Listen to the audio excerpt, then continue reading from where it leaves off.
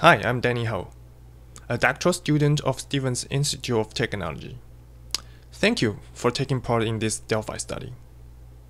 The objective of this study is to evaluate an approach I have developed for designing operational risk controls for business processes.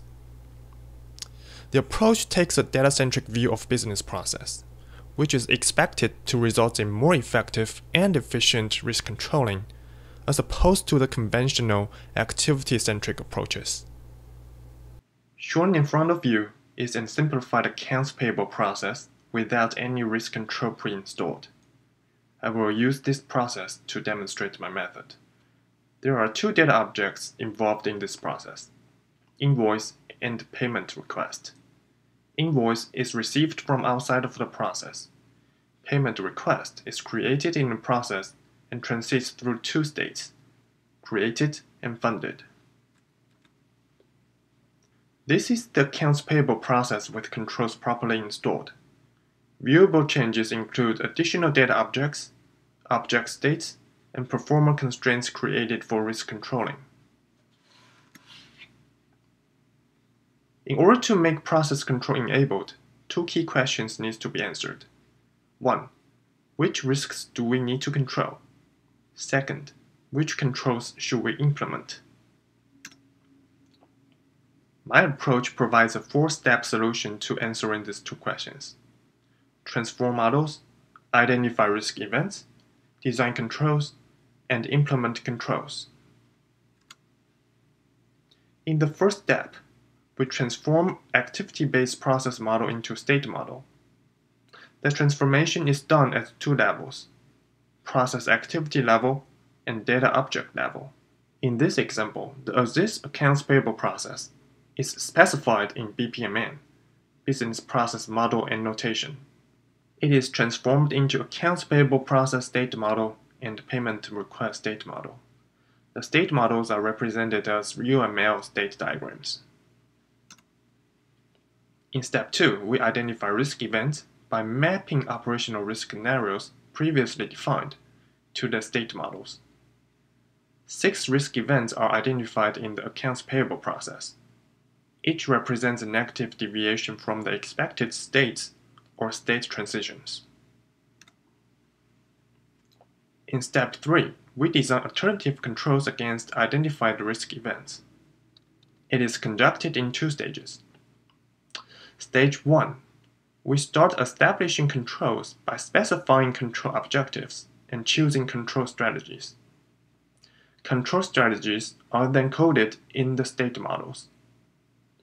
Capital C5 is an implicit control that does not result in state model change. Stage 2, we determine what to do to control, who performs control, and when to control. Lowercase c1, c2, c3, c4.1 are detection activities. Lowercase c4.2 is a remedy activity.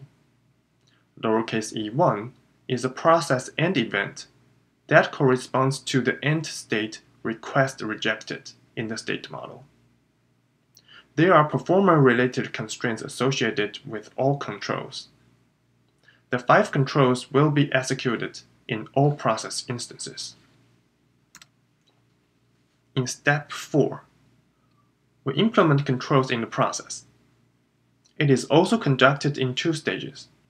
Stage 1, we implement explicit controls that are controls whose implementation will result in explicit change at the process activity level. This includes capital C1, C2, C3, and C4.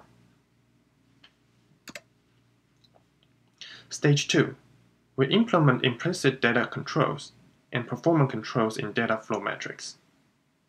In our example, this includes additional data items in the payment request object, additional value allowed for the items, and the performance constraints.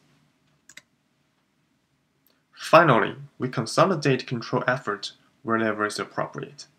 For example, control activity lowercase c1, c2, and c3 share the same performance constraints, and therefore are consolidated into one control activity. And this leads us to the final output, a control-enabled accounts payable process. I hope the example clearly demonstrates my approach to designing operational risk controls for business processes.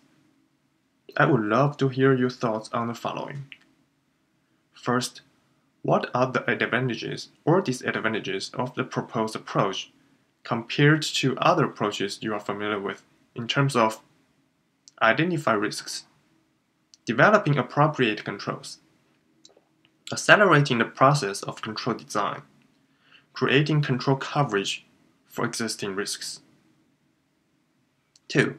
How easy or difficult is this approach compared to other approaches you are familiar with? I want to thank you again for being part of this Delphi study. I look forward to your feedback and comments. Have a great day.